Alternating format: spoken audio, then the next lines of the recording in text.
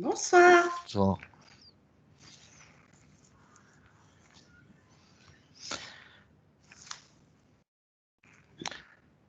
Voilà, donc merci à tous d'être là ce soir. On est d'ores et déjà 46. Les autres nous rejoindront en cours de route. 47, ça continue à grimper. Merci d'être venu assister à la dernière formation de la semaine qui ressemble pour nous, enfin pour certains d'entre nous et voire tout le CA académique à une semaine un peu marathon. Mais c'est peut-être ce soir qu'il y a le plus de choses à apprendre puisque c'est ce soir qu'on va essayer de vous présenter tous les services proposés par l'appel national académique et sûrement département. Il y a un écho par contre, je m'entends parler. Il doit y avoir quelqu'un qui a un micro ouvert. Euh, voilà, je pense que c'est Christelle Novak qui a encore son micro ouvert. Je vais lui couper. Très bien, elle l'a fait. Voilà, je laisse la parole à Philippe. Donc, je pense que c'est lui qui va commencer la formation. Oui, bonsoir à tous et à toutes. Merci de nous avoir rejoints des 8 départements de l'Académie de Toulouse pour cette dernière visioconférence. Donc ce soir, nous allons évoquer 4 thèmes. Donc une soirée avec 4 thèmes. Hop. Voilà. Donc tout d'abord, je vais donner la parole à Marie Metz, qui est la responsable élue du réseau d'animation pastorale RAP pour toute l'Académie. Ensuite, Maude et moi en soutien, nous vous présenterons les rencontres parents-école, RPE. Je vous présenterai ensuite avec le concours d'Hervé, si besoin, le service information et conseil aux familles, ICF. Hervé Kermer interviendra ponctuellement, sans doute, sur des questions d'orientation. Et finalement, je laisserai la parole à Patricia Bisson qui vous parlera de la semaine des appels. Voilà. Est-ce que Marie est avec nous? Tout à fait, je suis là. Voilà. Donc Marie, je te cède la parole pour le réseau d'animation pastorale. Merci Philippe. Bonsoir à tous. En fait, je vais laisser ma caméra éteinte parce que j'ai une mauvaise connexion et pour que vous m'entendiez bien.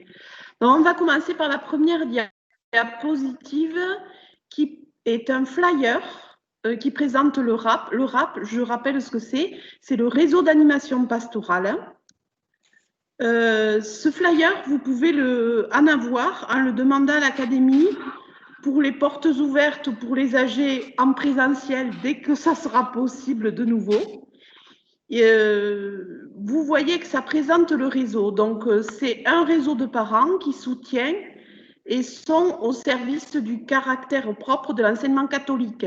Il est constitué par les parents, ça on le sait, et qui sont nommés à l'animation pastorale par les présidents d'appel d'établissement, départemental ou académique. Ils participent à la dimension évangélique de l'enseignement catholique et ils proposent d'accompagner les parents dans leur spiritualité ou leur intériorité. Il s'agit, comme vous pouvez le remarquer dans le texte, de proposer et pas d'imposer, ce qui change tout, mais à la manière du Christ qui n'impose rien, mais il nous guide et nous interpelle. Donc, si vous avez besoin de ces petits flyers, ils sont disponibles en demandant donc à vos présidents d'appel qui les demanderont à l'académie. On peut passer peut-être à la diapo suivante. Merci. Voici la carte de France. Tous les petits points représentent là où il y a un délégué RAP qui est présent. Et au lieu de vous dire un cocorico, permettez-moi de le traduire à un alléluia, car vous pouvez le remarquer, le meilleur territoire, c'est l'Académie de Toulouse, avec plein de petits points, car aujourd'hui, on a 6 référentes RAP en ce début d'année sur le territoire. Elles sont toutes très motivées pour vous donner tous les renseignements et les infos proposés par le RAP académique. Je ne vous donnerai pas leur nom ce soir, mais ils seront en information. Après, vous aurez chacun vos référentes RAP que vous devez connaître déjà. On passe, voilà, merci. Des images pour les temps forts qui représente la liturgie des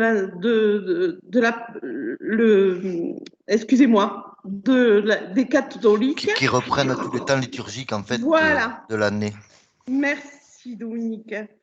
Pour les panneaux d'affichage, mais également pour communiquer par mail ou sur le site si vous avez aussi un site.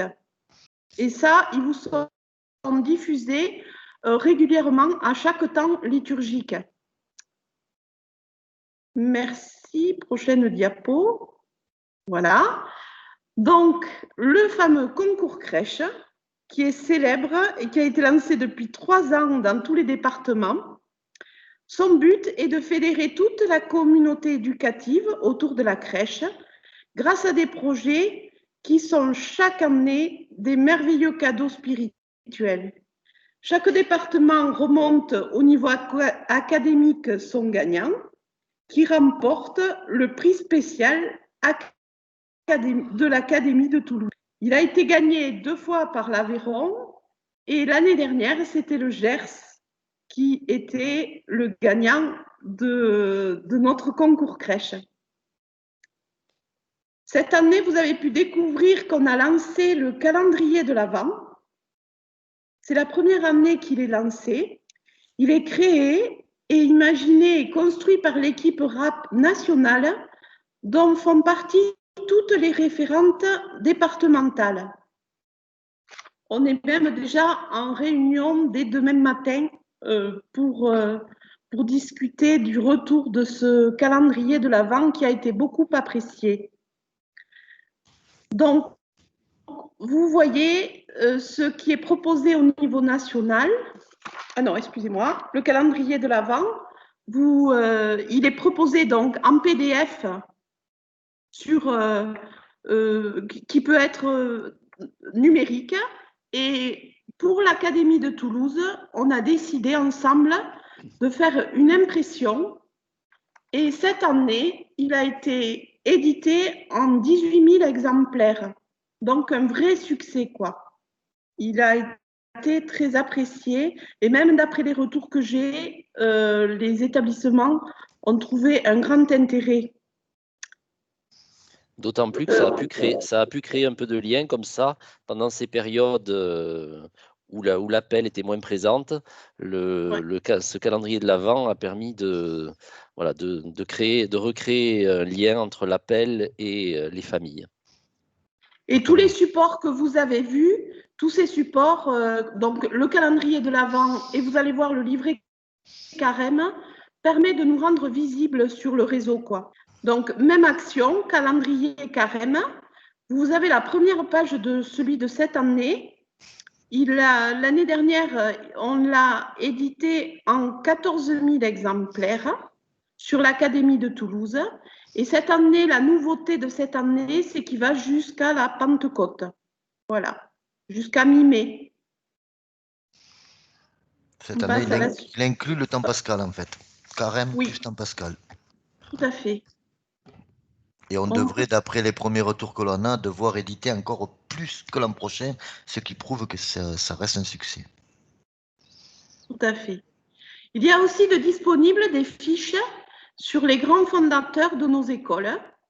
Don Bosco a été déjà édité. Il y a eu Saint Jean-Baptiste de la Salle et Sainte Marie-Eugénie Milleret, qui sont des fondateurs de nos écoles catholiques. Voilà, on édite des fiches qui permettent de les mettre en avant. Ce sont les personnages qui sont à l'origine des congrégations qui ont en charge, qui avaient en charge l'enseignement et l'enseignement catholique et qui sont encore présentes dans nos établissements, que ce soit la Sainte Famille, les Maristes, etc. Voilà. Et ces fiches, je crois, sont disponibles sur le site appel.fr, non, Marie? Oui. On peut les éditer pour les gens, pour les personnes qui sont intéressées. Ça, vous voyez la dernière diapo où vous avez les projets au niveau national, 2 nouvelles fiches de grands fondateurs un livret pour vivre un temps en famille de carême, ce que je viens de vous montrer, qui inclut le temps pascal, et une édition, vu le succès de cette année, du calendrier de l'Avent en 2021. Et dernière chose que je voulais vous dire pour le rap, il y a aussi une autre initiative au niveau de l'Académie de Toulouse. Nous avons 2 icônes, c'est-à-dire des tableaux qui font un peu le tour des départements et qui permettent de se transmettre d'un établissement à l'autre j'allais dire, une action pastorale où on raconte, j'allais dire, on raconte autour de l'icône quelque chose qu'on veut partager avec les autres. Voilà. Alors, pour le moment, en ce qui concerne l'icône du 12 et du 46, elle est un peu confinée comme nous. Je ne sais pas si celle du 31 a plus de succès, mais elles seront disponibles dès qu'on voit le bout du tunnel. Voilà. Voici en quelques minutes la présentation du service rap de l'Académie de Toulouse. J'espère ne pas avoir été trop rappeuse. Et si vous me permettez l'expression. Merci J'attends beaucoup. vos questions si vous en avez. Merci beaucoup, Marie. Est-ce que Véronique, sur le chat, il y a des questions qui remontent? Alors, sur le chat, il y a surtout un certain nombre de personnes qui, a priori, n'ont pas accès au partage du PowerPoint. Donc, on leur déconseille de se déconnecter et de se reconnecter. Donc, si vous avez encore peut-être des soucis, là, je n'en vois plus dernièrement. Je sais. Ah, voilà, ça ne fonctionne toujours pas. Donc là, j'avoue que j'ai pas trop d'idées. C'est vrai que souvent, en se reconnectant, ça fonctionne. Si ça fonctionne pas, c'est qu'il y a un souci par rapport à la version Teams qui est installée sur leur ordinateur, ou un souci s'ils sont en ligne avec leur propre. Il faudrait, par exemple, s'ils sont connectés sur Google, qu'ils essayent plutôt avec un autre domaine. Il faut changer de fournisseur Internet, en fait. Je sais pas comment ça s'appelle, j'ai perdu le nom. Tu vois, L'opérateur. voilà. Il te faut par exemple, au lieu d'être avec Internet Explorer, si ça fonctionne pas, tu vas avec le navigateur. le navigateur. Voilà, je cherchais le nom. C'est souvent. Voilà, Moteur de recherche. Voilà, le moteur de recherche. Voilà, c'est le mot que je cherchais. C'est souvent lui qui nous pose un souci. Mais ça, nous, on ne peut plus rien faire puisqu'en fait, le partage a été bien fait et la preuve, c'est que ça fonctionne chez 80% de ceux qui nous suivent. Juste préciser, tant que j'ai la parole, que je remercie énormément Marie pour tout le travail qu'elle fait pour le rap, vu que c'était quand même c'était une de mes décisions quand j'ai été élu président de développer le rap qui n'existait pas encore sur l'Académie de Toulouse, et vu les résultats qu'ils obtiennent avec 5, 6, voire 7 référents rap cette année, un grand bravo à toute l'équipe rap de l'Académie de Toulouse. Merci. Merci et belle soirée à tous alors. Oui. Je voulais juste donner un petit coup de pouce à Marie. Donc, pour l'instant, les icônes concernent uniquement 5 départements, hein, le 12, le 46 et le 31, le 09 et le 82. Donc, Marie est prête à accueillir d'autres initiatives et d'autres bénévoles pour étoffer, notamment dans le 46 où il n'y a pas de référente rap. C'est Marie qui en assume les fonctions. Il doit y avoir un autre département, Marie, où il n'y a pas de référent rap. On en a une. Et non, je crois que j'ai que le 46. Que le 46. Bon. Et le 09, il est en duo avec Cerne Durand qui est responsable du 09 et 31. Voilà. Mais nous n'avons pas effectivement encore de délégué rap sur le 09 proprement dit. Non. Anne gérait pour le moment le 31 09 82 et nous attendons d'avoir quelqu'un de spécifique au 09 à moins qu'Hervé nous l'annonce ce soir. Si, lors de du CA, dernier CA, c'est Madame Blandinière qui est référente rap pour le 09. Ah ben très bien, voilà. Très bien. Et ben voilà. Les choses se mettent en place petit à petit dans l'académie. Marie, oui. Il y a d'autres questions, Marie. On nous demande si on sait déjà quels seront les fondateurs pour l'année 2021 qui seront présentés. Le secret est bien gardé. D'accord. Oui. Et sinon, j'ai aussi des personnes qui se posent la question de comment les livrets peuvent être soit commandés, soit arrivés directement, soit donc on pourrait peut-être expliquer le processus des commandes En et des fait, distributions. oui. Alors, les livrets au carême ou calendrier de l'Avent, quand ce sera le moment, sont à commander à votre président d'appel départemental ou votre référente pastorale quand il y en a une qui nous remonte les infos et ils sont commandés au niveau académique. Et d'ailleurs, j'ai oublié de préciser dans mon exposé, en fait, ils vous sont offerts par l'appel académique de Toulouse, quoi. Voilà, ils sont gratuits. Il suffit de les commander. Nous avons une Marie, particularité cette année, c'est que nous les ferons livrer directement, soit dans les D2C, soit chez le président départemental, mais par département, vu que nous n'avons pas la possibilité cette année de nous réunir à l'académie pour dispatcher ces livrets. Est-ce que vous pouvez préciser la date limite de commande? On vient juste de alors, lancer la nouvelle c'est campagne. hier. En fait, il faut qu'on puisse avoir une quantité lundi maximum pour pouvoir les éditer et les avoir de prêt le plus tôt possible, en fait. On parle du livret de carême, là. Oui, livret de carême, en sachant qu'il va jusqu'à mi-mai. Ok. Bon. Donc, les présidents départementaux vont avoir du travail pendant le week-end. Ah bah oui. Bon, merci Sachant beaucoup, Marie. que l'on s'appuiera, comme on a été bousculé dans le temps, puisque le livret de carême est sorti que mercredi en fait, et on est très pressé pour faire les demandes, combien il vous en faut, combien, et arriver à vous les livrer. On partira sûrement sur la base de l'an dernier, en augmentant peut-être un peu plus. Voilà. Mais si on peut avoir un maximum de retours pour éviter d'imprimer des livrets pour rien, parce que ça a un coût, et autant quand ça arrive dans les familles, eh bien, on ne demande pas mieux, autant si c'est pour qu'ils dorment dans des cartons, ça serait dommage. Voilà. En tout cas, donc tous les livrets existent sous format PDF imprimable auprès d'imprimeurs, existent également sous des formats pour imprimer sur des imprimantes domestiques à la maison, ou bien pour consultation directement sur l'écran. Voilà. Je vois passer une question pour clôturer sur l'Europe de Sainte-Geneviève à Saint-Jory. Difficile de vous répondre pour lundi si on doit consulter les chefs d'établissement avant. À savoir que là, c'est un peu particulier sur le 31. C'est Cécile Tavernier qui fait le gros du travail auprès de tous les adjoints pastoraux dans les établissements et qui nous définissent le chiffre. Rapprochez-vous de votre appel départemental, ils vous expliqueront Anne Durand vous expliquera le déroulé. Et la dernière question, c'est combien de livrets par établissement? C'est la quantité qu'il faut, sans gaspillage, comme l'a dit Dominique. Voilà. D'accord.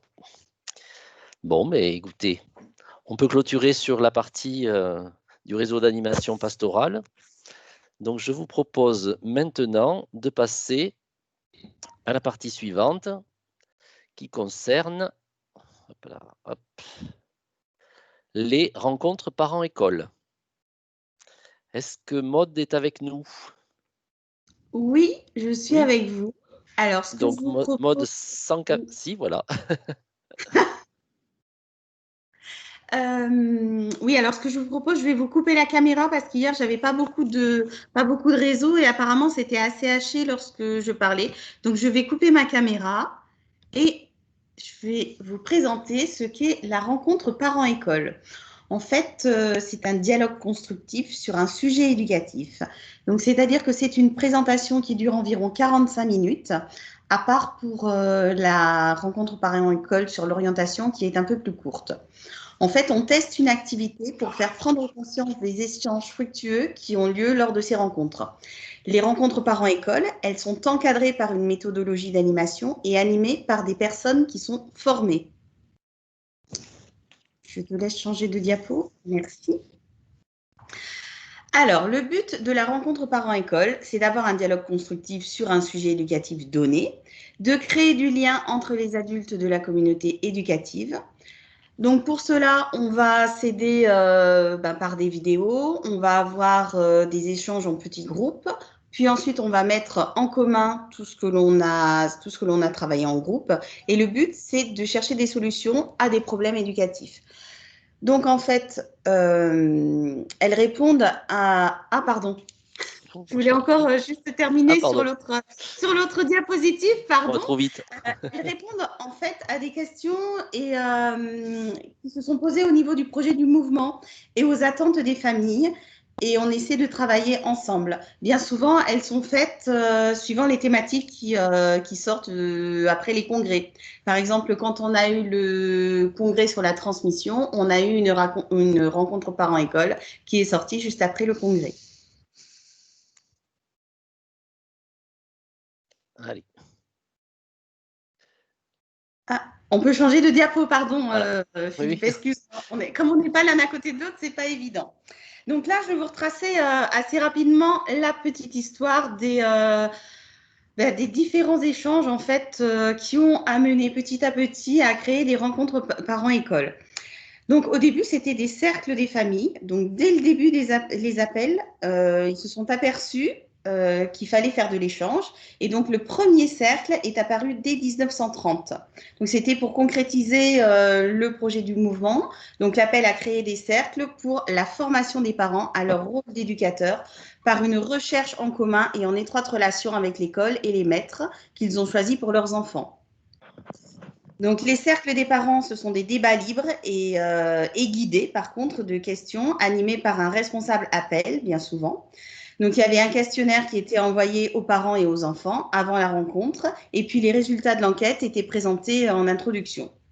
Donc, il n'y avait pas de formation d'animateur à cette époque-là, mais un vade-mecum de l'animateur a commencé à apparaître en 1944. Aujourd'hui, on est sur des RPE qui rassemblent les rencontres parents-école, pardon, il ne faut pas que j'utilise l'acronyme, qui rassemblent tous les adultes de la communauté éducative. Donc, les animateurs sont formés, les débats sont très bien guidés par une méthodologie d'animation, mais on voit que les thèmes des années 40 sont encore d'actualité. Par exemple, le travail à la maison, l'impolitesse, la désobéissance à l'époque, on appelait ça. Je te laisse changer de diapo. Oui. On a une petite vidéo, est-ce que tu nous la passes ? Si vous… Non, a priori non. Alors, cette vidéo est présente sur le site appel.fr ou bien sur YouTube. Mais si Véro arrive à nous la mettre sur le Teams, je veux bien vous la passer. Mais sinon, elle est disponible. Elle est disponible sur le site. Oui, pardon, Hervé ? Elle peut peut-être la prendre sur son PC et nous partager après. Et nous partager l'écran après. Comme vous voulez, si vous voulez qu'on… On va continuer. Et puis, Véro, tu nous arrêtes quand tu as la vidéo. D'accord. Alors, là, je vais vous présenter toutes les rencontres parents-école qui existent. Alors, la première, c'est celle sur le métier de parent d'élèves. Ensuite, on en a une sur l'accompagnement à l'orientation. Ensuite, sur la transmission, donc transmettre et comment vous faites. Une sur l'autorité. Une pour parler de l'alcool et du cannabis avec des adolescents. Ensuite, on en a une autre sur agir contre le harcèlement. Après, on a enfants différents ensemble à l'école. On en a une sur la motivation. Les écrans, question d'équilibre. Ensuite, on a s'engager pour l'homme et la planète. Elle vient de sortir, elle est en train de sortir, elle est toute nouvelle. Je te laisse changer, Philippe, de… Oui.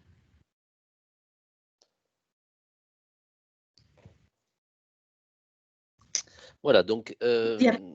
Pardon. Sur cette diapo, vous avez les écrans, la dernière sortie, la dernière rencontre parents-école sortie, les écrans question d'équilibre, puisque la nouvelle sur l'écologie va arriver dans quelques jours. Et Maud va vous présenter une partie de cette RPE pour vous montrer à quoi ça ressemble. Si on avait été, s'il n'y avait pas eu la Covid, on aurait été en présentiel et on aurait pu vous faire jouer, enfin animer devant vous et vous faire profiter d'une partie de cette RPE en présentiel. Ce soir, donc forcément, ce n'est pas possible, mais Maud va vous en donner la lecture de cette partie de la RPE et j'espère que ça vous donnera envie d'animer des rencontres parents-école ou de nous demander d'en animer pour vous. Voilà. Vas-y, Maud. Très bien. Donc alors c'est vrai que c'est pas évident de le faire comme ça. Autant quand on est en face à face, c'est beaucoup plus facile. Donc je vais commencer par vous expliquer la rencontre parents-école. Donc dans un premier temps, on va faire un jeu sur la manière de sécuriser et de protéger. Puis on va écouter un spécialiste des neurosciences des neurosciences et de l'éducation sur la question des écrans et du cerveau. Donc, c'est l'attention, la mémorisation et l'apprentissage. Ensuite, après ça, il y a une deuxième partie du jeu qui nous fait discuter à partir de situations complexes dues aux écrans. Le but, en fait, étant de trouver des idées d'action ou de paroles éducatives que chacun pourrait s'approprier pour gérer l'équilibre des écrans. Alors, on va tester ensemble un jeu. Donc, vous pouvez prendre des notes sur un papier ou alors tracer des cases. Donc, c'est là où c'est quand même beaucoup plus compliqué de le faire comme ça lorsque l'on est en vidéo, parce qu'on se sent un petit peu seul. Je vous donne la règle du jeu. En fait, c'est je vous fais part d'une parole d'adulte éducateur, parent ou enseignant, au sujet des écrans. Ensuite, vous allez me donner des arguments qui expliquent que vous êtes d'accord avec ce qu'il dit, mais aussi des arguments qui expliquent pourquoi vous n'êtes pas d'accord avec lui. Puis ensuite, on va chercher des solutions ensemble, des idées d'action, des attitudes, des paroles éducatives, peut-être une alternative au tout écran et qui accompagne sa gestion pour un bon équilibre. Alors, il y a des paroles différentes, c'est-à-dire que si on s'adresse à des ados, il est indispensable d'avoir un compte Instagram pour avoir une vie sociale. Voilà ce que va nous dire un ado. Alors, les arguments, ça va être oui, je suis d'accord, non, je ne suis pas d'accord. On va rechercher des solutions ensemble pour pour gérer ça de manière le plus équilibrée possible. Voilà. J'espère que ça vous le présente un petit peu, que ça vous donne une idée. C'est vraiment un temps de convivialité qui est important, une rencontre parents-école, parce qu'on se retrouve avec toute la communauté éducative. Chacun, j'ai envie de dire, chacun pose son costume et on vient tel que l'on est et on apprend à se découvrir autrement. Voilà. Il ne s'agit pas de conférences en fait données par un spécialiste. Il y a quelques vidéos pour fixer un cadre et donner quelques éléments essentiels au débat, mais il s'agit en fait de discussions en petits groupes et de parents d'élèves et d'enseignants ou de membres de l'équipe éducative qui ensemble discutent d'un sujet et essaient de trouver. C'est pas même pas essayer, c'est que on n'a pas de rencontre parents-école sans solution de toute façon. Et donc ces petits groupes proposent des solutions différentes parfois, mais tout le monde converge vers des solutions qui peuvent souvent être mises en pratique. Voilà. C'est un moyen de rassembler et de faire réfléchir ensemble toute la communauté éducative. C'est ça. Et ça, c'est important. Par exemple, sur la gestion, sur l'autorité, si un enfant ne veut pas aller au lit à 9h, on ne va pas lui dire c'est moi qui te demande d'aller au lit à 9h, mais on va se servir de la pendule la petite aiguille elle est à tel endroit, la grande aiguille elle est à tel endroit. Tu vois, c'est pas moi, c'est la pendule et donc la règle elle est là. Et on peut faire des règles communes pour l'établissement également. Pardon, on a changé de diapositive. Oui, on a là un autre exemple. Voilà, c'est ça. On en a un autre, c'est agir contre le harcèlement. Donc là, en fait, lors d'une rencontre parents-école, le cadre est posé. Donc, on a un déroulement en plusieurs étapes. C'est ce qu'on a tenté de vous expliquer avant. Ensuite, on a l'intervention de différents experts qui, grâce à des vidéos, et ça, c'est relativement intéressant. Par exemple, de la définition du harcèlement scolaire à la proposition d'action pour un climat scolaire serein, on va y réfléchir tous ensemble et on va travailler là-dessus et trouver des solutions ensemble pour le bien-être de tous. Voilà. Comme rien ne vaut des photos. Oui, alors voilà des photos de vidéos d'experts. La première, c'est Sophie Morael, qui est psychologue dans un établissement catholique. La deuxième, c'est Marie Cartier, qui est responsable du réseau Orphée. Qui est spécialisé, en fait, ce réseau dans le traitement des problèmes de souffrance scolaire. Et la troisième, c'est Marie-Pierre Lescure, qui est psychopédagogue et qui intervient sur le climat scolaire. Et vous voyez, quand on vous dit la photo du dessous à gauche, quand on vous dit on fait des groupes et on travaille ensemble, on réfléchit, on a des documents que l'on pose sur les tables, et puis après chacun travaille par petits groupes et ça permet de créer du lien entre tous et de se connaître de manière différente. C'est très agréable quand on le fait entre des parents d'élèves et des enseignants ou des ASEM, par exemple. Très vite, on se rend compte qu'autour de la table, quand on passe de table en table, quand on est animateur, on ne sait plus qui est le parent, qui est la maîtresse. Très vite, les gens discutent sans. Ça fait vraiment tomber les barrières. Il n'y a pas de barrière sociale dans ces rencontres parents-école. Et c'est vraiment des moments d'échange. Et je vous assure que l'ambiance au sein de l'établissement après la rencontre parents-école est vraiment pas la même d'avant. Il y a toujours un avant rencontre parents-école et un après rencontre parents-école. On a même vu parfois des chefs d'établissement s'emparer du thème mis en place dans cette rencontre parents-école pour pouvoir développer des actions pérennes et des groupes de travail qui perdurent après ces rencontres parents-école. C'est vrai. Et on a eu l'occasion d'en animer ensemble avec Philippe. Et le temps de convivialité qui se fait après la rencontre parents-école est vraiment important. Alors, maintenant, on va vous parler des animateurs. Peut-être je te coupe la parole juste, peut-être qu'avant d'embrayer sur les animateurs, est-ce qu'il y a des questions sur le chat? Véronique? Oui, il y avait des questions sur certains se demandent si on peut organiser ces RPE en visio.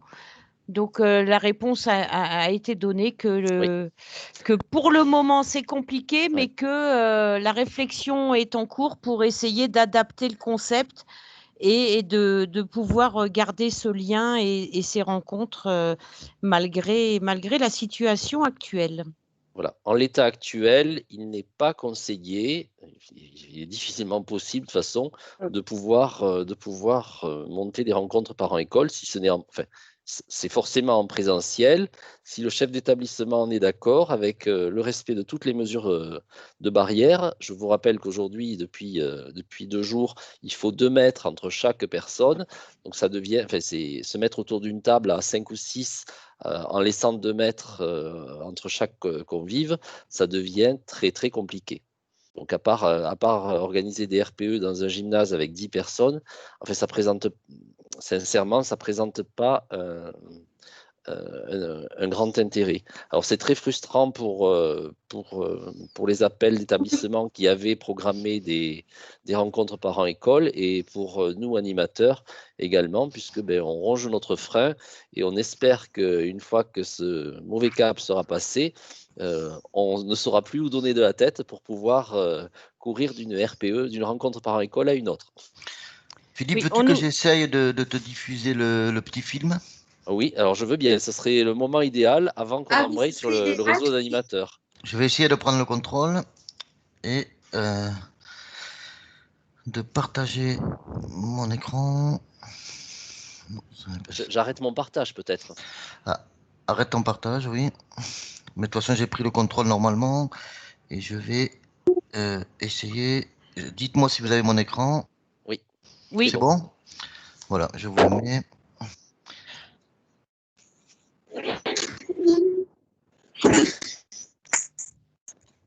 Ah, on n'a pas le son, si. On n'a pas le son.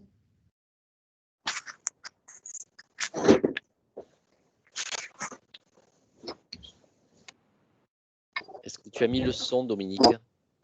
Ça fonctionne? Vous n'avez pas le son? Non. Non. Ah, et pourquoi vous n'avez pas le son? Je vais essayer à ce moment-là de repartager, mais je vois pas pourquoi vous n'avez pas le son. Tout ce que je pouvais vous... Affiche des rencontres parents-école, en fait, celle-là. Et le thème est encore d'actualité.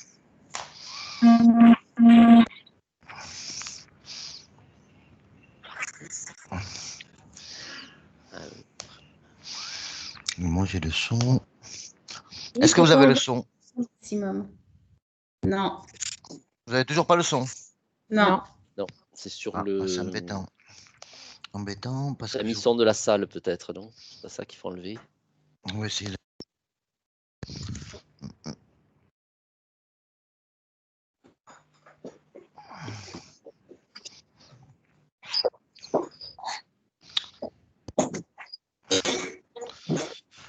Où c'est que tu veux que je trouve le son de la salle, Philippe? Dans... c'est avant de se connecter, en fait, il y a... Attends, même... on doit l'avoir sur les 3 petits points là-haut, non? C'est ce que je vais voir, paramètres du périphérique. Périphérique, voilà. Surface, Haut-parleur, non. micro... Non. Là, je vois pas.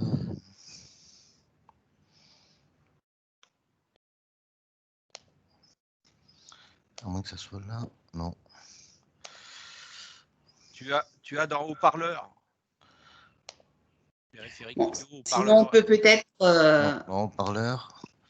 Non. Tu dois ta casque ou t'as d'autres choix? Oui, mais est-ce que ça va changer grand-chose? Je pense pas. Si, voilà. C'est bon? Oui. Une rencontre parents-école, donc en général, se passe en soirée, à partir de 20h. Ça dure à peu près 1 heure, 1 heure et demie pour le temps d'introduction, de mise en place du jeu, de restitution et de conclusion. C'est un espace de dialogue sous l'initiative du président d'Appel, d'un établissement. Il nous sollicite, nous, Appel départemental, où nous avons été formés à l'animation des rencontres parents-école. C'est lui qui choisit la thématique, c'est lui qui choisit la date, et puis on arrive avec un kit clé en main, tout simplement, et on y amène une introduction réfléchie, pensée et amenée par l'Appel national dans la réflexion de chaque RPE. Il y a un jeu en fait qui est l'amorce d'une discussion par groupe, en petits groupes. L'idée, c'est de discuter entre parents et ensuite faire une restitution pour que chaque réflexion en fait, puisse éclairer en fait, les parents autour de cette thématique-là. Il y a certes un apport, mais tout le monde peut échanger. Tout le monde peut dire, eh bien moi je pense que ça fonctionne pas. On ne se donne pas des recettes, mais en tout cas ça permet de partager sur son expérience, sur son vécu. C'est vraiment un bonheur de voir que les gens sont contents. Ils ont envie d'échanger, ils sont heureux de se réunir, ils ont lâché leurs enfants et en fait ils viennent travailler là pour eux. C'est très enrichissant, c'est très intéressant, on apprend énormément de choses et non, je suis ravie d'être ici. C'est une ambiance très sympa, voilà, on échange, on a une petite atmosphère ludique, on fait une sorte de petit jeu ensemble, en même temps ça renvoie à des références qu'on a, enfin c'est voilà, plaisant, agréable, ça fait cogiter un peu. La RPE n'est pas là pour apporter des solutions toutes faites. On est là pour libérer la parole, pour se rendre compte finalement que nos problématiques de parents dans notre petite maison, elle est la même chez les voisins d'à côté. Ces réunions RPE génèrent de la rencontre, donc génèrent du lien. Une école avec du lien, c'est une école qui fonctionne.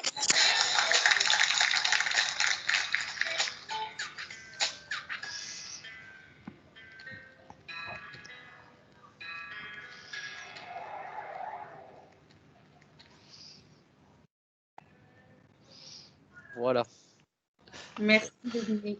Merci.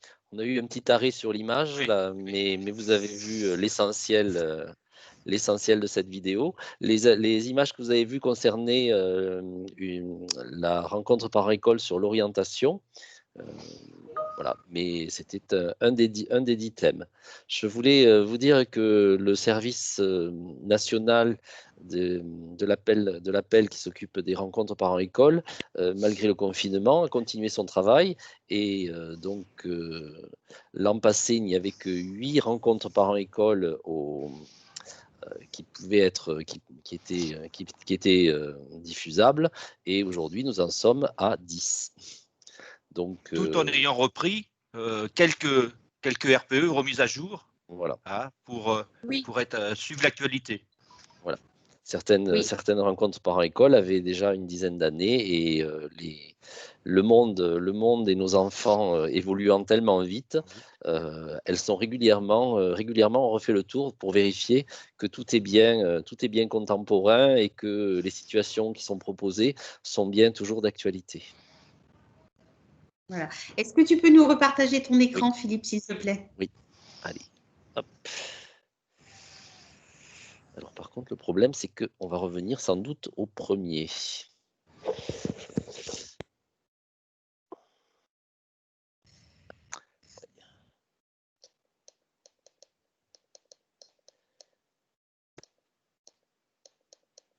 Ça nous fait un rappel sur le rap, comme ça. Voilà. On en était aux animateurs. Hop. Exactement. Voilà. Il manque que le son pour que ce soit vraiment du rap. Oui, c'est ça. Alors, les animateurs, en fait, quel est leur rôle? C'est bien évidemment de favoriser les échanges, d'être garant du cadre, d'introduire les éclairages proposés par les experts. Donc, qui sont les animateurs? Ce sont des membres de conseil d'administration de l'appel départemental ou de l'appel académique. Mais enfin, j'ai aussi envie de rajouter que si vous faites partie d'un appel d'établissement et que vous avez envie de vous former pour devenir animateur rencontre parents-école, n'hésitez pas à le faire savoir. D'accord? Ils sont formés par l'appel national. Ils sont suivis par un référent en lien avec l'appel national. Donc, il y a des référents départementaux et académiques. Et en fait, lorsque l'on fait une rencontre parents-école, on intervient essentiellement en binôme. C'est important. Quand on est formé, on a une charte de l'animateur pour laquelle on s'engage. Et actuellement, on a plus de 150 animateurs au niveau national. Et je dois dire que dans l'académie, nous sommes plutôt bien lotis, puisque nous avons au total une 50aine d'animateurs. C'est ça. Et puis, on est quand même la première académie à faire autant de rencontres parents-école, je crois qu'on peut le dire. Oui. Je pense qu'on peut s'en féliciter et on espère que notre réseau d'animateurs pourra dès que possible reprendre ces bâtons de pèlerin. En tout cas, vous avez des animateurs, au minimum 2 à 3 animateurs dans chaque département. Et on peut en avoir une dizaine, voire une douzaine dans l'Aveyron. Voilà, une dizaine dans la Haute-Garonne et une douzaine dans l'Aveyron.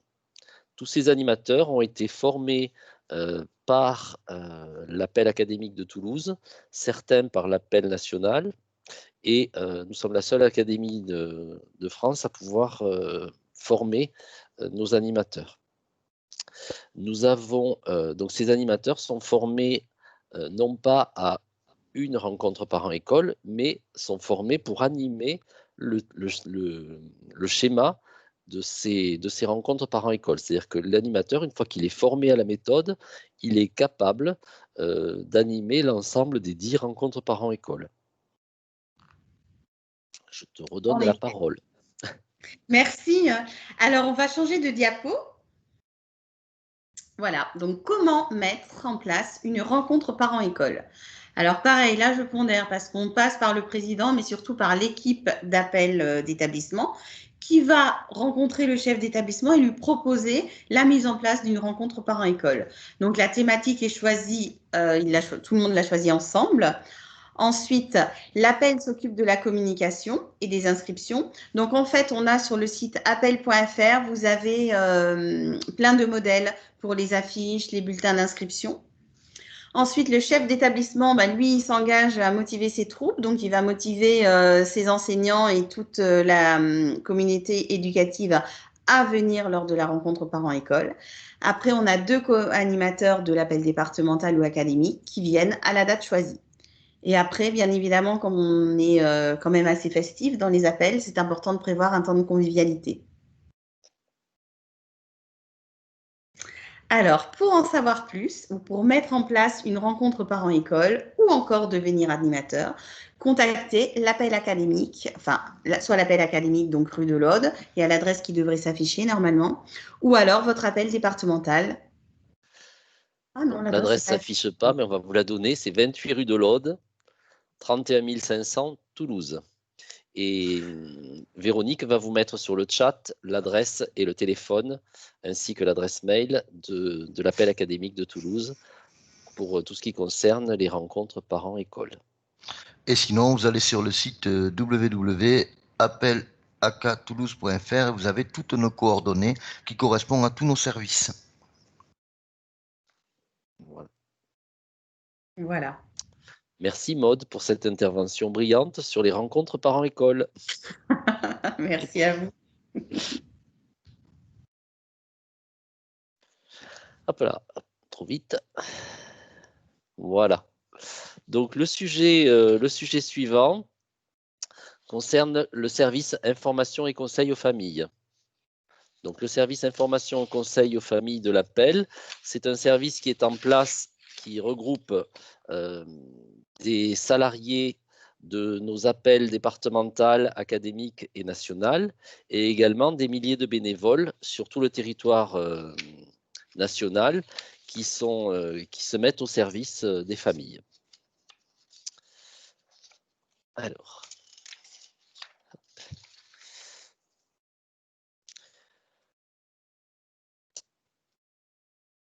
Donc l'appel s'est fixé pour mission d'accompagner ces familles qu'elles représentent depuis maintenant 80 ans, de les accompagner dans leur rôle d'éducateur au sein de la famille, de l'école et de la société.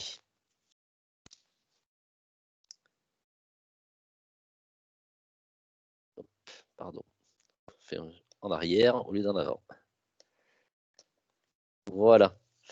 Donc, le service information et conseil aux familles, c'est vraiment le cœur des missions de l'appel. C'est vraiment le service qui donne corps au mouvement des appels. Hein. C'est la raison d'être des appels. C'est vraiment, se trouve dans les missions du service information et conseil aux familles.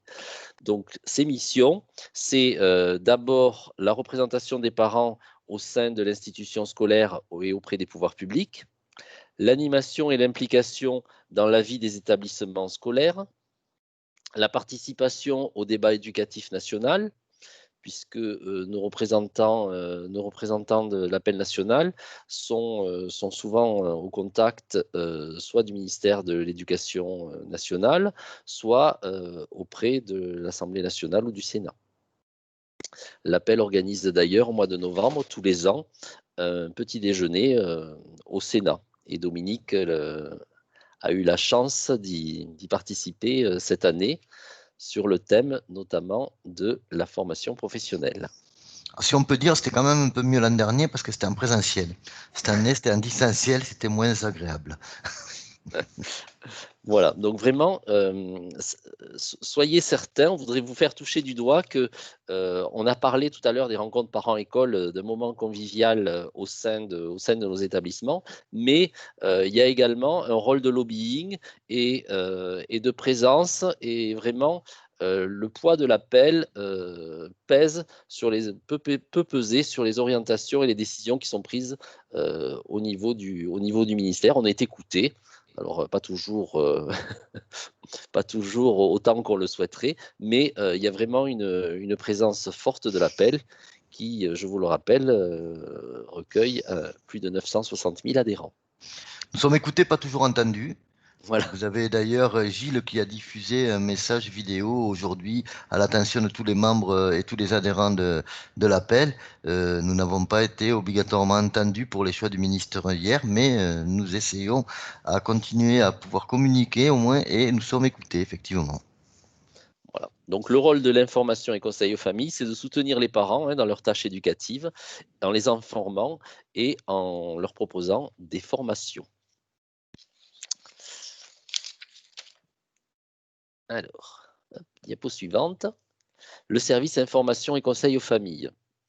Donc, il écoute, il accueille, il informe, il soutient et accompagne les familles. C'est un service ressources, c'est un service gratuit et accessible à l'ensemble des parents ayant un enfant scolarisé au sein de nos établissements de l'enseignement libre. Et voilà, sans distinction de savoir s'ils ont payé leur cotisation ou non. Bien sûr, si une famille vient vers le service information et conseil aux familles, il y a de grandes chances qu'elle s'acquitte de sa cotisation après avoir pris conscience de ce que peut apporter l'appel et le mouvement pour ses enfants. Le service information, conseil aux familles, ce sont des sujets en interaction. Alors, il y a l'orientation et la connaissance du monde professionnel. Ce sont deux domaines que vous avez en haut et en bas, du schéma qui sont très liés.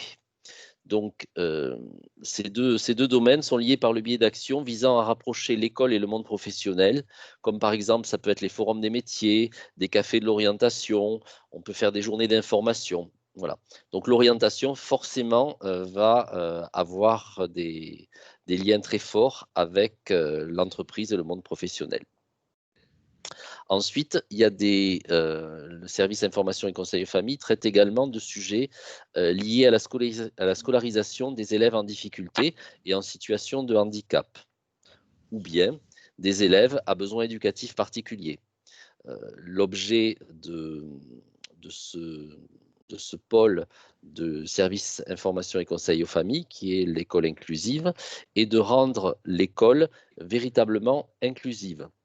En organisant des conférences, des colloques, en écoutant et en orientant vers les associations spécialisées qui traitent des pathologies qui peuvent être présentes, et afin d'aider les parents dans leurs différentes démarches. Voilà. L'objet, c'est que les enfants, ce n'est pas que l'enfant s'adapte à l'école, mais bien que l'école s'adapte à l'enfant et que l'enfant soit scolarisé au milieu de ses pairs. Plus largement, le service information et conseil aux familles traite également de réflexion éducative, le harcèlement, les écrans, les pratiques de développement et de langue orale, entre autres.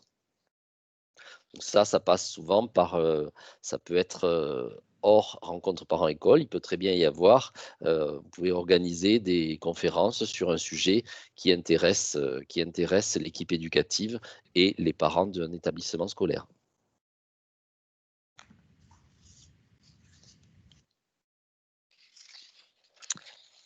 Alors, on arrive à un passage important qui est l'organisation du service information et conseil aux familles. Concrètement, aujourd'hui, les services information et conseil aux familles en académie et département comptent plus de 240 référents au sein de 29 académies sur les 76 départements. Ils sont composés de plus de 70% de bénévoles. Toutes les appels départementales n'ont pas de salariés. C'est le cas dans notre académie où seul le département de la Haute-Garonne a une salariée.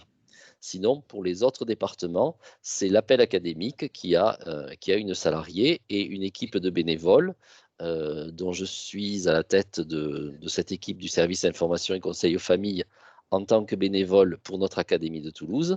Et j'ai en soutien à mes côtés Maude Maury pour la partie rencontre parents-école. J'ai Hervé Kermer qui est le président de l'appel départemental de l'Ariège, qui est en charge de toutes les questions liées à l'orientation Bac-3, Bac+3, et également Jacques Erwan Ducatès, qui est en charge pour notre académie de toutes les questions liées à l'école inclusive.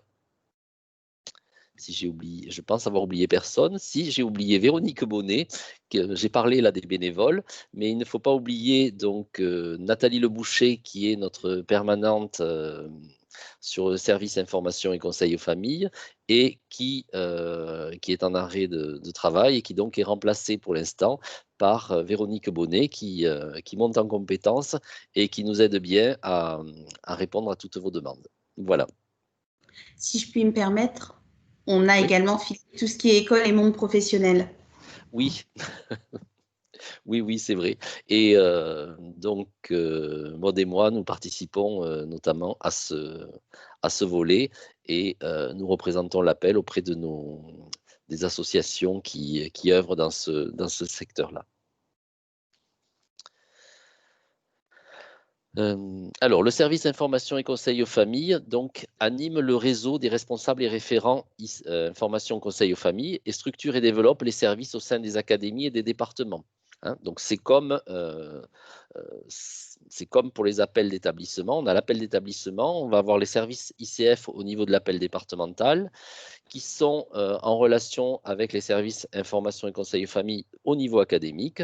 Et pour chapeauter tout ça, il y a le service information et conseil aux familles de l'appel national. J'ai le... Voilà, ça s'affole tout seul, je ne bouge rien, je ne touche rien. C'est un mystère. Alors, hop, je reviens. Voilà, je reviens, je clique, ça part n'importe où. À nous, ça ne bouge pas à l'écran, c'est parfait. Hein. Ah oui, ça bouge pas? Ah ben sur mon écran, ça bouge. ICF. Nous sommes sur la diapo 29, Philippe. Voilà. Ouais, mais pas moi. Voilà, vous êtes là sur le appel national, appel académique, c'est ça? Non, on était sur celle d'avant.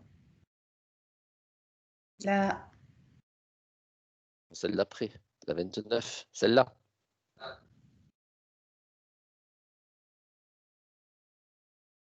Pour moi, on a oublié la 28, mais après... La 28, la voici. Allez. C'est bon? Et vous voyez bien donc cette diapo avec 4 pavés, appel national, appel académique, appel départemental, appel d'établissement? Oui? Non? Non, moi c'est bloqué sur la 29. Ouais. Ah. Alors je vais essayer de couper ma caméra, peut-être que ça va aller mieux. Je pense qu'il faut arrêter et relancer le partage. Il y a un problème d'affichage et de resynchronisation des pages. D'accord, allez. Parce que si je parle de diapos et que vous n'avez pas les mêmes en face, ça va pas... C'est plus compliqué. Non, mais je pense que François a raison parce que ça nous affiche la 30, mais en fait c'est la 29 qui est affichée. Ça c'est désynchronisé. Alors, je vais arrêter le partage. Et on va relancer.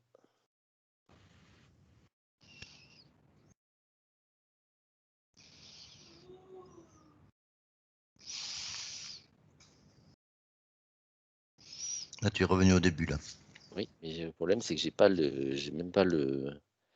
Je peux même pas avancer, je peux même plus avancer. Est-ce que tu veux qu'on partage pour toi?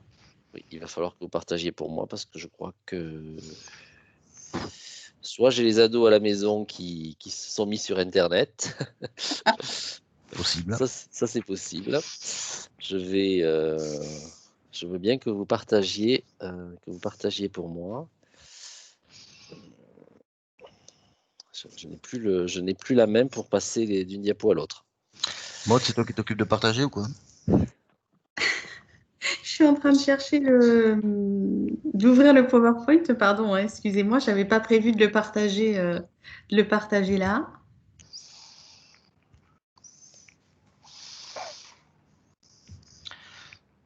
Hop.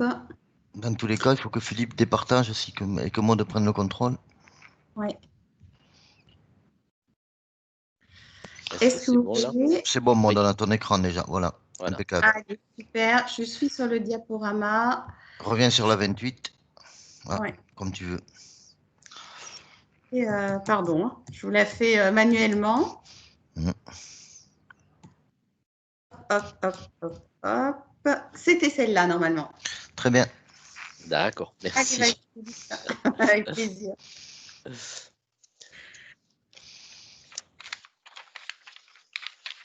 Donc, il y a des actions qui sont menées au niveau départemental, d'autres qui sont menées au niveau académique.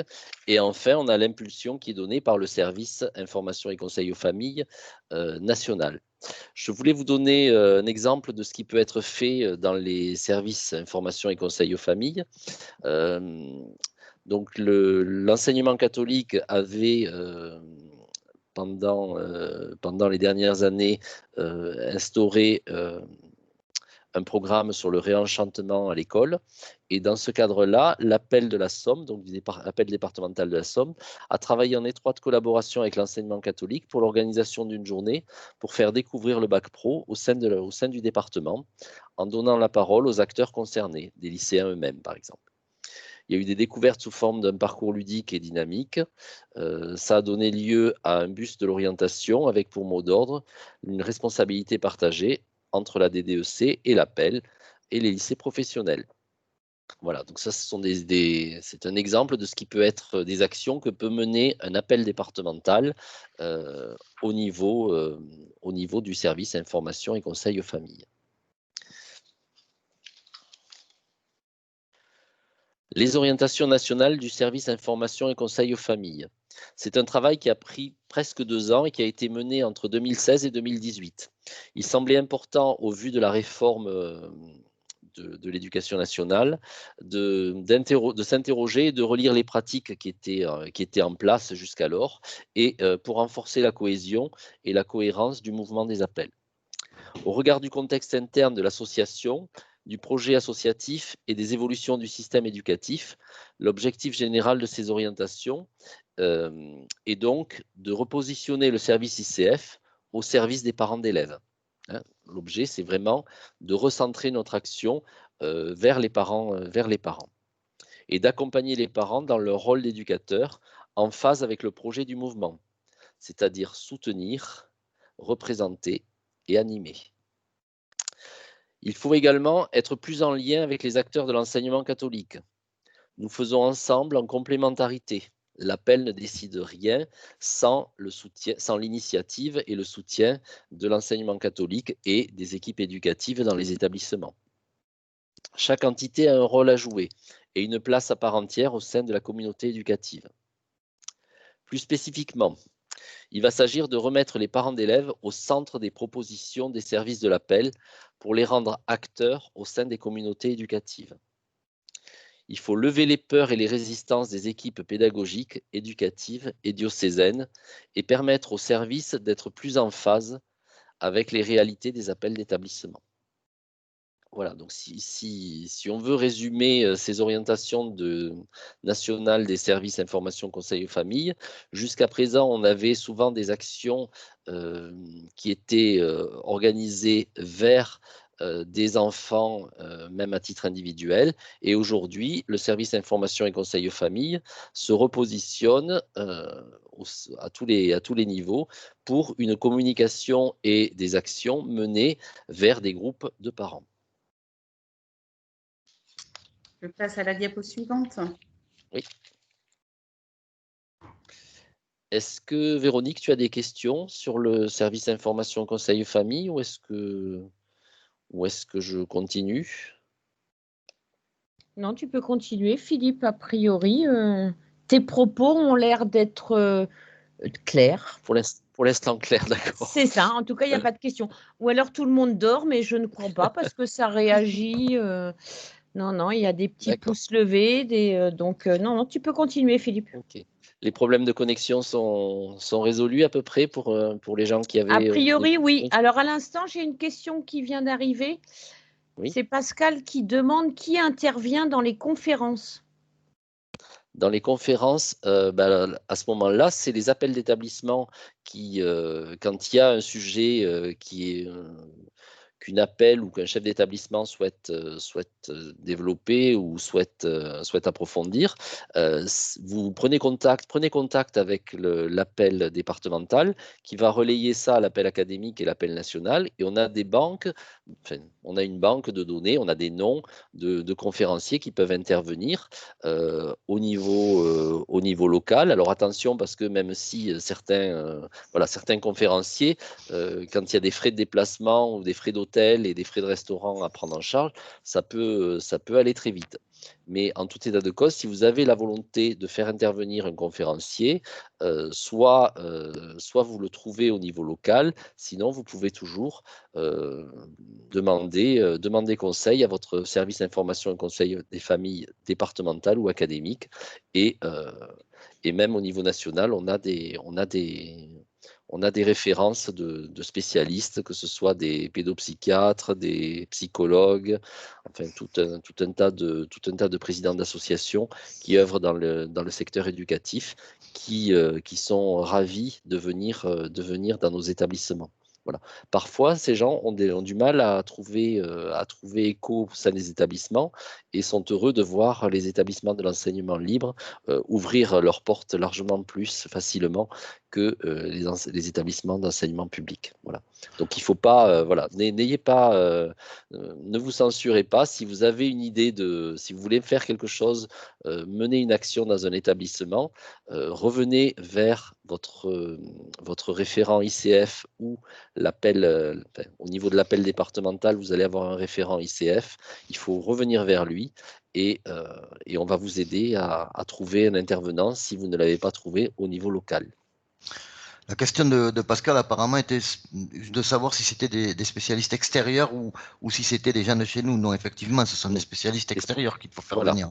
Voilà. Ce sont des professionnels qui doivent mener des conférences. Voilà, c'est dans le sens de ce que j'ai dit. Voilà, hein, l'appel, on va pouvoir vous aider sur la logistique, mais l'intervenant lui-même, nous ne sommes que des parents d'élèves bénévoles. Hein. À moins que parmi nous, il y ait un psychologue ou quelqu'un qui soit intéressé et qui ait de réelles compétences sur un domaine particulier. Sinon, on fait intervenir des personnes extérieures. Voilà.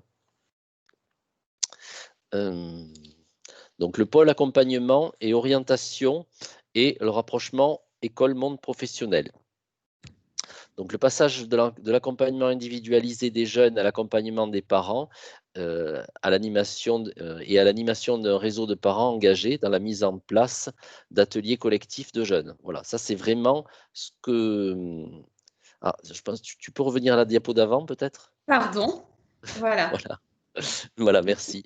Voilà, donc on passe de l'accompagnement personnalisé des jeunes et des familles à un accompagnement des parents et surtout à l'animation d'un réseau de parents engagés.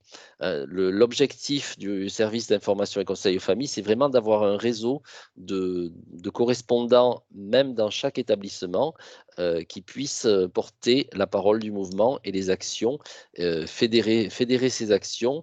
Et le fait de travailler en réseau va vous permettre au niveau des établissements de pouvoir avoir accès à tout ce qui se fait dans les autres établissements de votre département et de profiter également de ce qui se fait au niveau académique et national.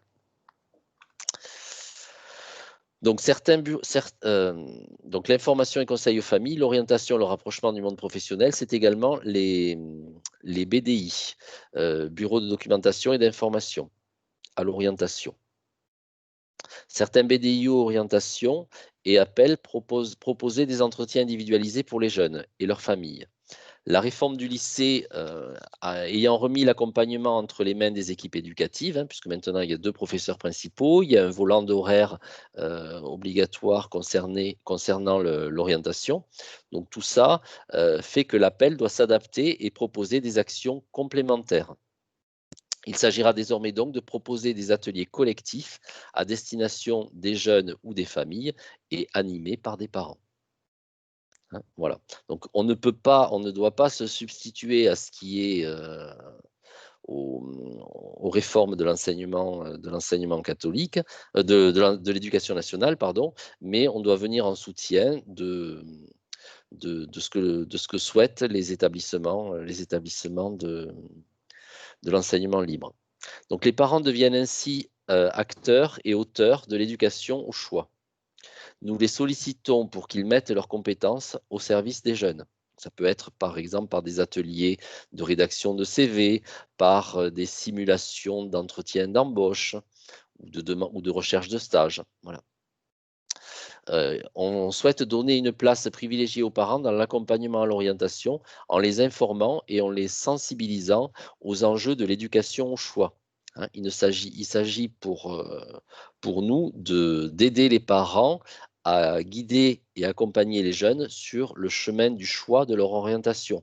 Il n'est pas question que ce soit les parents qui choisissent l'orientation de leurs enfants, bien sûr. Il faut juste que nous accompagnions nos enfants sur le chemin de ce choix. Voilà, donc il faut que les parents deviennent à leur tour des accompagnateurs éclairés de leur propre enfant. Maintenant, tu peux passer, s'il te plaît, Maud. Ah, Voilà, celle-là exemple. Non, c'est bon, pardon. Voilà. Tu m'avais devancé. C'est ça. Donc, exemple d'action pouvant être mise en place au pôle orientation. Donc, l'information des parents sur les filières, donc la réforme les ressources, les réformes du bac, les Parcoursup, tout ça peut se faire en organisant des cafés d'orientation, des conférences, des soirées débats. Également, on peut diffuser de la documentation, des PowerPoint, mais voilà, par exemple, il s'est fait l'année dernière, puisque cette année, ça n'a pas été possible en présentiel. On a fait des soirées sur l'orientation avec animation de rencontres parents-école sur le thème de l'orientation et des conférences sur les réformes du bac et Parcoursup. Voilà. Ça s'est fait au niveau départemental et même dans certains établissements.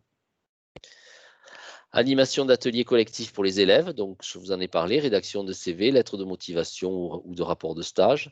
On peut également aider, les parents peuvent aider dans des ateliers les jeunes à préparer des entretiens, préparer des visites de salons et de forums de métiers, organiser des rencontres avec des professionnels ou des étudiants, organiser des visites d'entreprise, participer à l'organisation de forums métiers, mettre en place l'opération Trouve ton stage, participation à la création de mini-entreprises, de classes en entreprise. Il y a des concours qui sont au niveau national, qui sont assez intéressants. Je filme le métier qui me plaît, par exemple, qui en est un.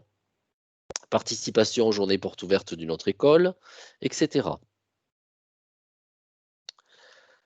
On a parlé du pôle orientation avec également, je vous l'ai déjà indiqué, l'organisation de rencontres parents-école sur l'orientation, mais également sur des thèmes qui sont très proches de l'orientation et qui peuvent intéresser l'orientation, qui vont être la motivation, la transmission, les enfants différents et métiers de parents d'élèves.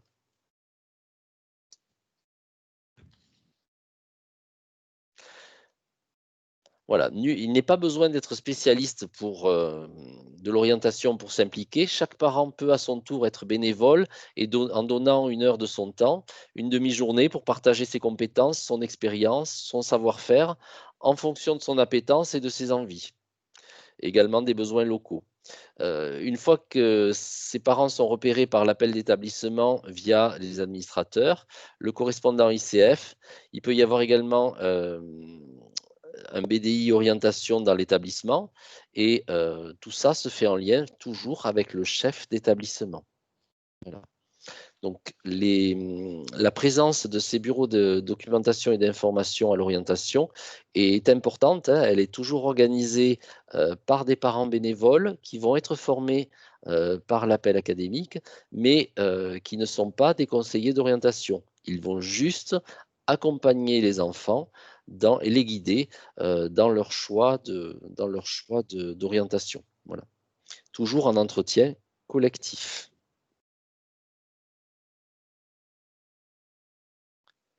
Alors, diapo suivante. Le pôle école inclusive.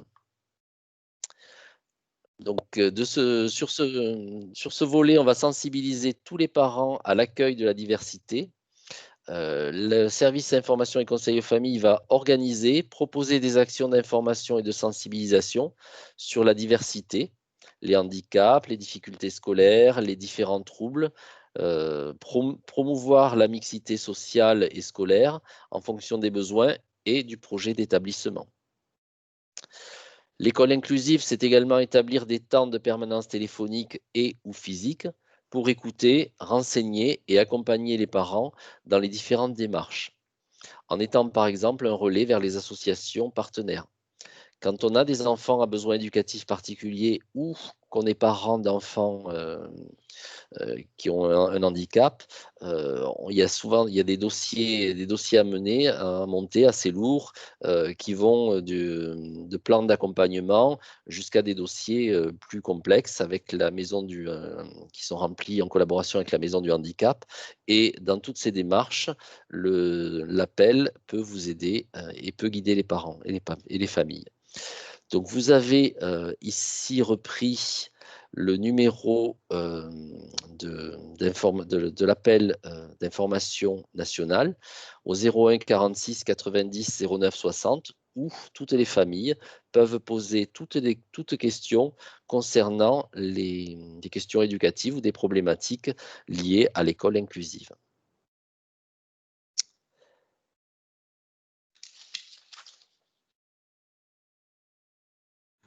Je vais vous donner ensuite quelques exemples de ce qui peut être des actions qui peuvent être menées dans le cadre de l'école inclusive.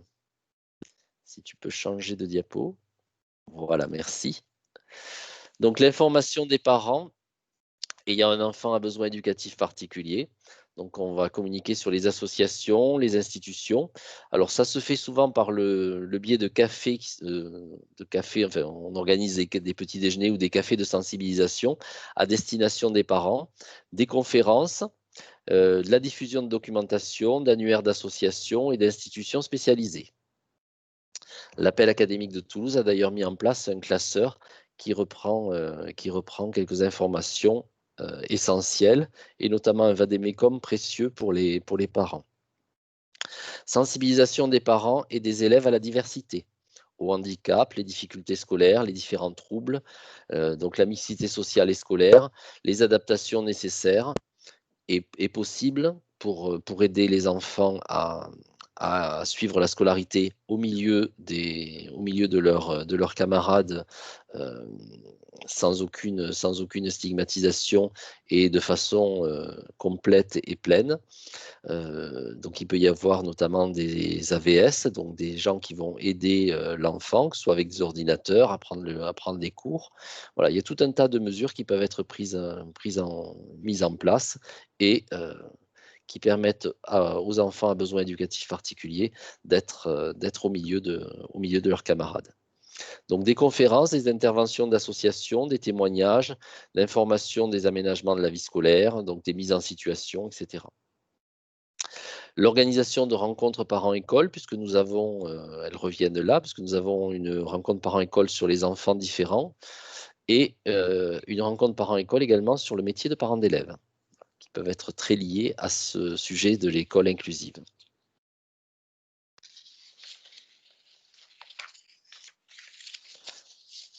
Il peut arriver, moi il m'est arrivé d'organiser des soirées où on présente le travail de classes regroupant des enfants à difficulté dans certains établissements et on présente voilà, le travail spécifique des enseignants qui sont formés pour ça et ça permet aux familles de voir tout ce qui peut être fait et tout ce qu'on ne voit pas, mais le travail qui peut être fait en background pour aider les familles et mettre en place toutes ces structures. Voilà. En tout cas, sachez que dans tous nos départements, nous avons dans nos établissements de l'enseignement libre des classes spécialisées qui accueillent dans les divers établissements et à tous les niveaux, que ce soit de la maternelle au lycée, des enfants en difficulté liés au handicap. Voilà.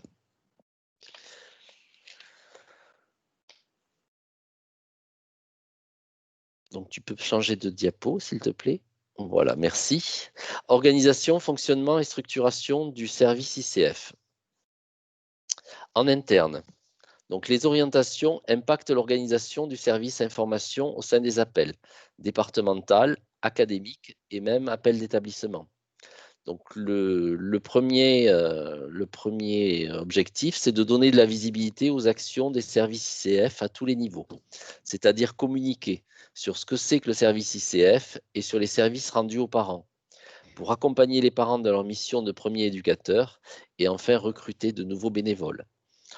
Vous l'avez compris, nous sommes un réseau de bénévoles essentiellement et on a besoin à tous les établissements et à tous les niveaux, même au niveau départemental, de renforcer et on demande aux parents intéressés par l'orientation ou par des sujets, un des sujets que je viens de vous expliquer, on a besoin de bénévoles pour venir nous aider et structurer ce réseau qui est en cours de construction.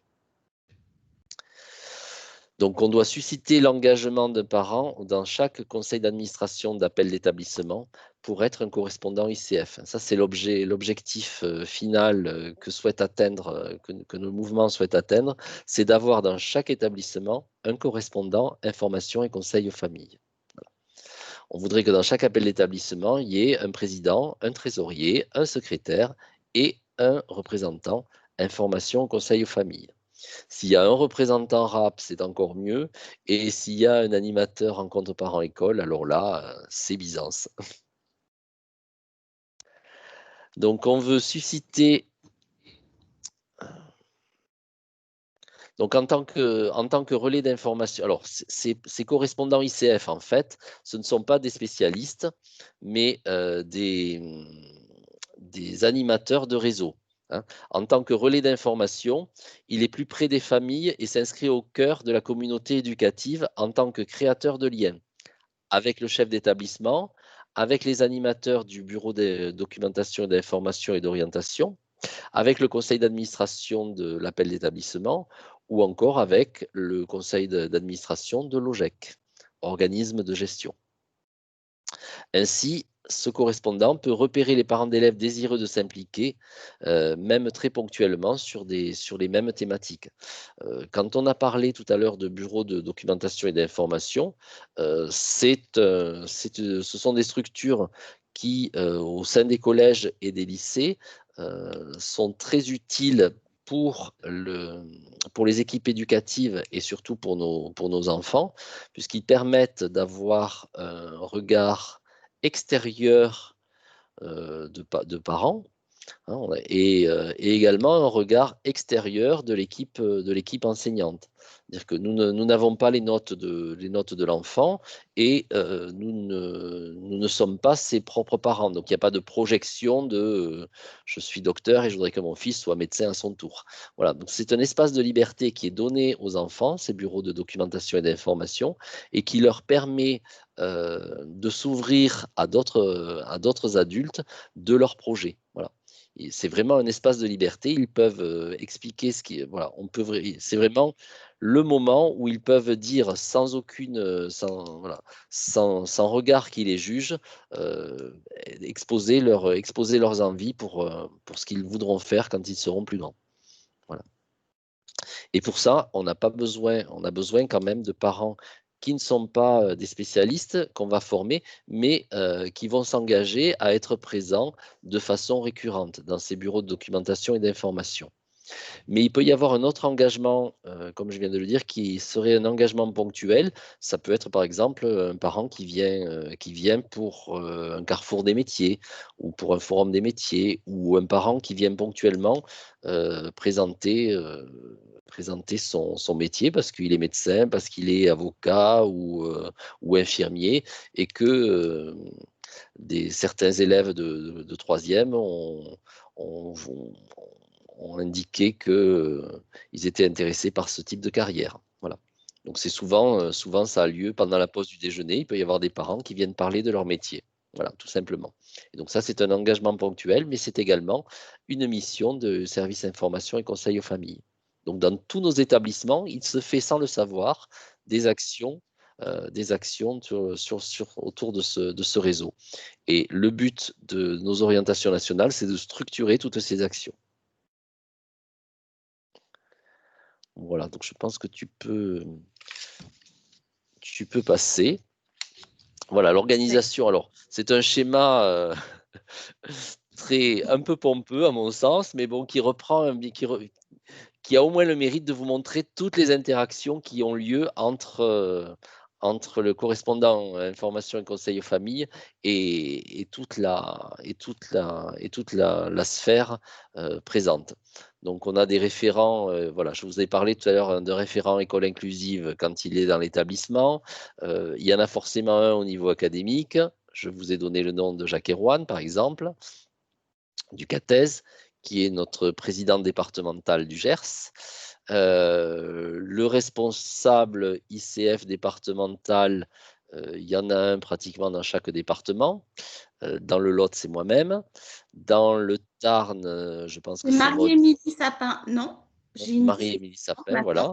Marie-Émilie Sapin, qui est la référente ICF. Voilà. Donc, je vous engage à revenir vers vos appels départementaux pour, si vous ne connaissez pas le nom de votre correspondant ICF départemental, il faut le demander à votre appel départemental. Il y a évidemment, donc, dans l'idéal à droite, des correspondants information au conseil famille dans les appels d'établissement qui sont en lien, comme je vous l'ai expliqué, avec le conseil d'administration, avec le BDI, avec le chef d'établissement et avec, bien sûr, les parents, les familles. Voilà. Tu peux passer peut-être à la diapo suivante. Voilà, des exemples d'actions pouvant être mises en place au sein d'établissements, de départements ou de diocèses ou même d'académies. Donc, le souhait du service information et conseil famille national, c'est que nous parlions de ce que c'est que de présenter le service information et conseil famille lors de toutes les assemblées générales d'appel d'établissement, parce que ce n'est qu'en en parlant qu'on peut fédérer et trouver de nouveaux bénévoles, en recrutant donc forcément des bénévoles, en créant par exemple une commission d'orientation, en créant une commission école inclusive au sein de l'établissement ou au sein du département. Il y a des commissions école inclusive dans certains départements déjà de notre académie, et en incitant tous les établissements à réaliser une rencontre parents-école.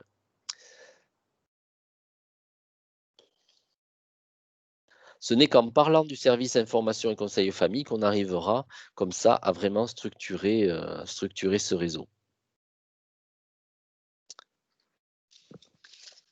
Je pense que tu peux passer. Voilà, donc en guise de conclusion, un petit peu une touche humoristique. Pour la voiture, donc quand on est perdu, il y a Waze. Pour les parents d'élèves, il y a le service information et conseil famille de l'appel.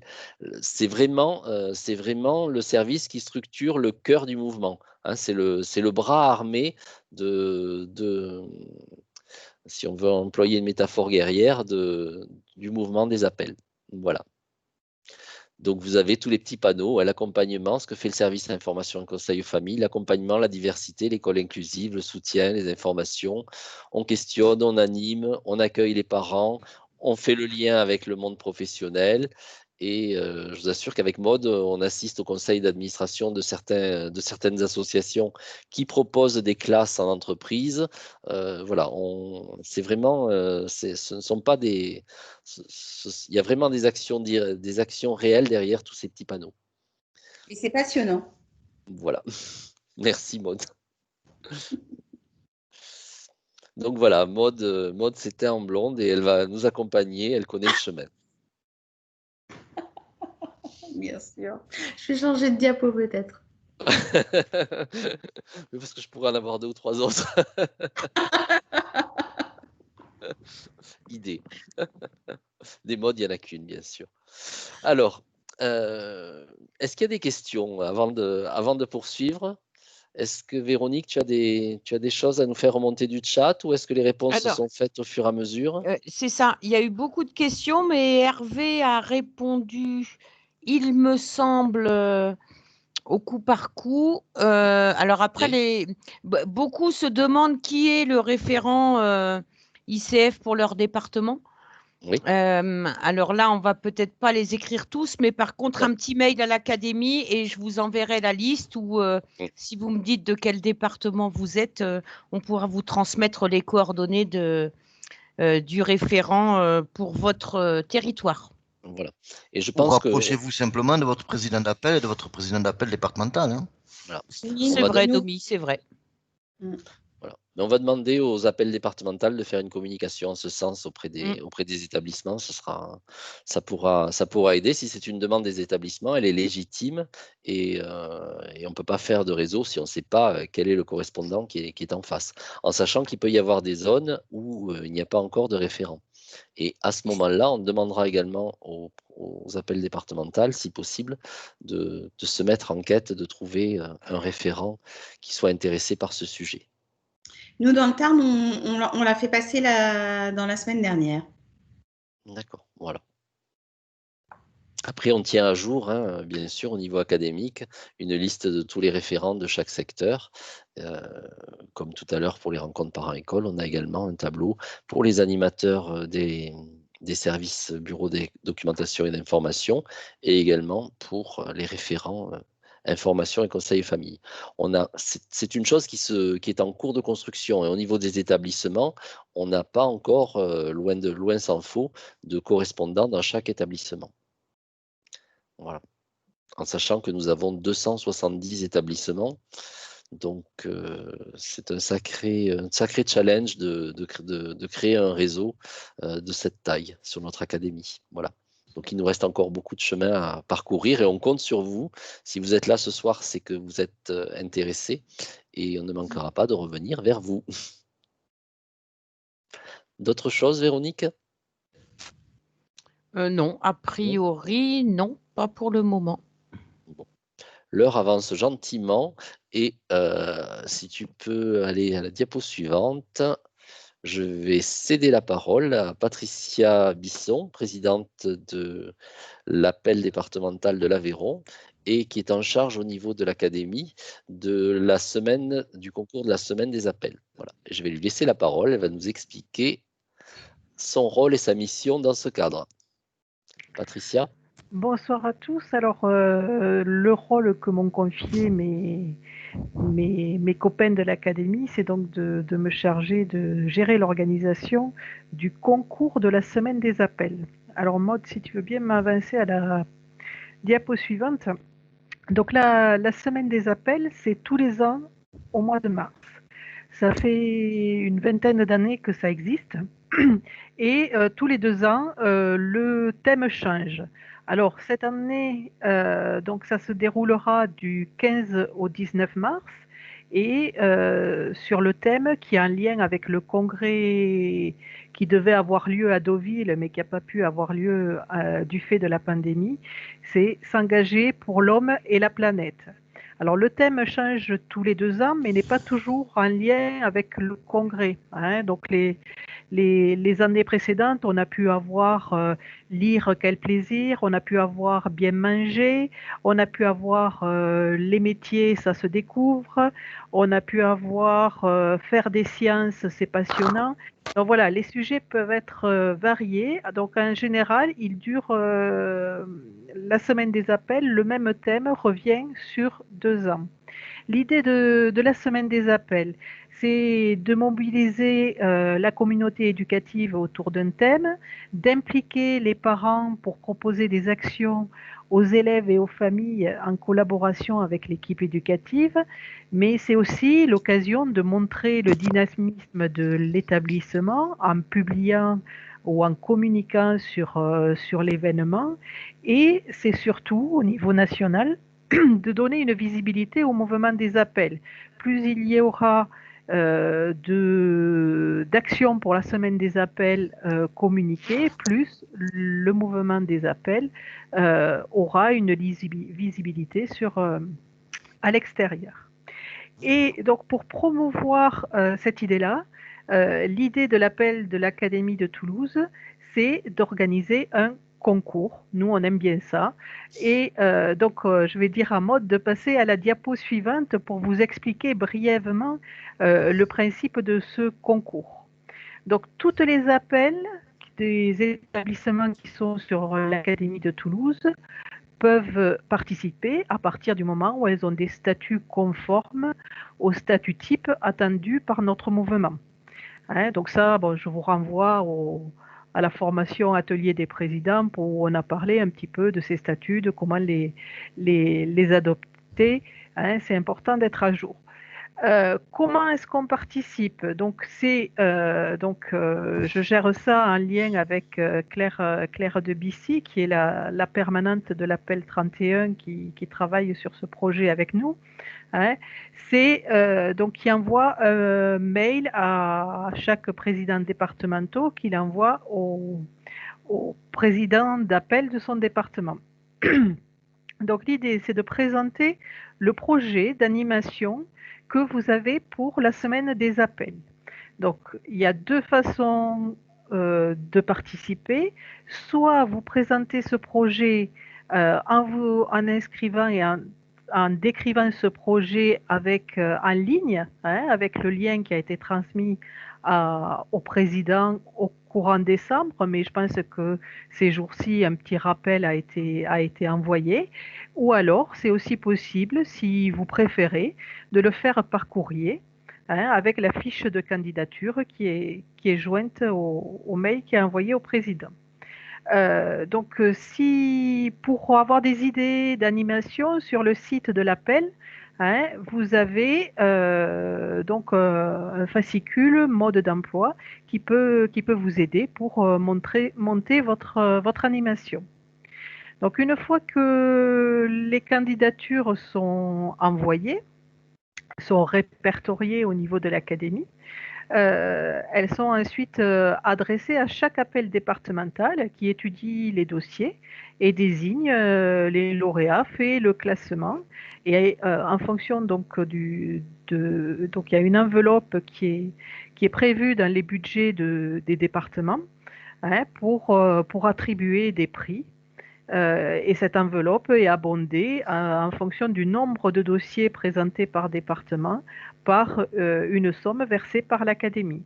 Donc plus vous êtes nombreux, plus il y a d'argent qui vient sur votre département. Donc tout l'intérêt, c'est de vous mobiliser et surtout de faire vivre des expériences formidables aux enfants et aux familles autour de cette animation. Donc, comme l'heure tourne, je ne vais pas en parler plus, à part qu'il y ait des questions. Et je vais peut-être laisser la main à Philippe ou Dominique pour clôturer. Voilà. On voulait vous dire qu'il faut vous dépêcher donc pour ce concours s'engager pour la planète et l'homme, parce que c'est la deuxième année, et donc si vous voulez mener une action sur l'écologie, il faut le faire, vous pouvez le faire évidemment l'année prochaine, mais pour participer au concours, c'est cette année. L'année prochaine, on découvrira sûrement un nouveau thème.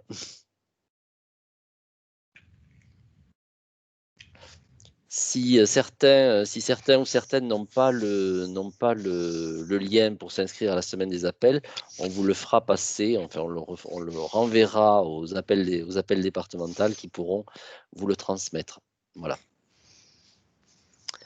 Est-ce que vous avez des questions ? En tout cas, j'ai vu que certains répondaient qu'évidemment, ils étaient intéressés. Ça nous fait chaud au cœur.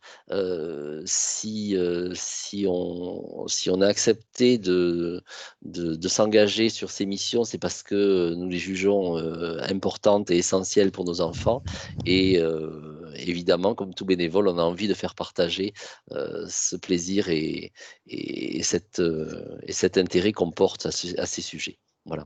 Donc on est heureux de savoir que vous êtes là en soutien et qu'on va arriver à fédérer un réseau fort et qui pourra accompagner nos enfants, surtout dès que la situation pourra nous le permettre.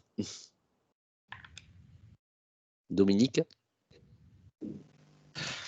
Moi, pour conclure, je tiens à remercier tous les gens qui se sont connectés ce soir, qui sont restés avec nous relativement tard. Mais je pense que là, on a peut-être été un peu long, mais c'était nécessaire parce que il y a un maximum d'informations à amener à nos établissements, car beaucoup ne connaissent pas malheureusement les services de l'appel. Et ce qu'on a essayé de vous répéter tout au long de la soirée, c'est ne restez pas seul chez vous, tout seul dans votre coin. N'hésitez pas, via votre appel d'établissement, via votre appel départemental, puis académique, à venir voir les services qui vous sont offerts par l'académie et par le national, et même par vos départements. Et ensuite, il me manque qu'à remercier mon équipe qui était encore là ce soir présente. Et même si on commence à fatiguer parce qu'on est sur le pont depuis lundi maintenant, Je suis désolé d'ailleurs pour la tête que je dois avoir ce soir parce que je suis en visio depuis 13 heures, donc je rentre dans ma 10e heure de visio, ce qui s'explique. Mais merci à tous toujours pour pour votre disponibilité, pour votre investissement au sein des appels. Et voilà, je tiens à remercier en particulier Véronique Bonnet, qui est notre salariée à l'appel académique de Toulouse et qui, tous les soirs de la semaine, est venue sur le pont, elle aussi, pour essayer de vous amener le maximum d'informations.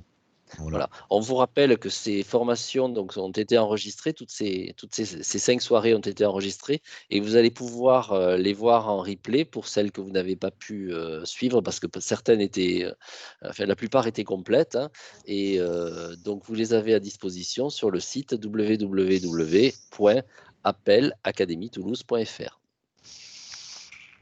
Je l'ai vendu, ça va? Merci. Super. Merci Patricia, merci Marie, merci Maude, merci Hervé, merci Philippe, et peut-être que j'en oublie, j'ai déjà remercié Véro. Merci aussi à ceux qui n'étaient pas là ce soir, mais Rachel. qui ont aidé à construire toutes ces formations. Sachez que l'Académie de Toulouse essaye d'être le plus possible à vos côtés. Mais n'hésitez pas non plus à rejoindre vos appels départementaux qui ont besoin de s'étoffer pour avoir de nouveaux bénévoles qui seront à notre place, je l'espère, bientôt. Et on espère que vous avez senti la bonne humeur et la joie de travailler ensemble qui nous anime et que vous aurez envie de venir nous rejoindre. Voilà, et on espère surtout pouvoir bientôt se retrouver tous en présentiel. Oui, et se serrer dans les bras. C'est ça. Et boire un coup ensemble. N'oublions pas que la convivialité est un des fondamentaux de l'appel. Voilà.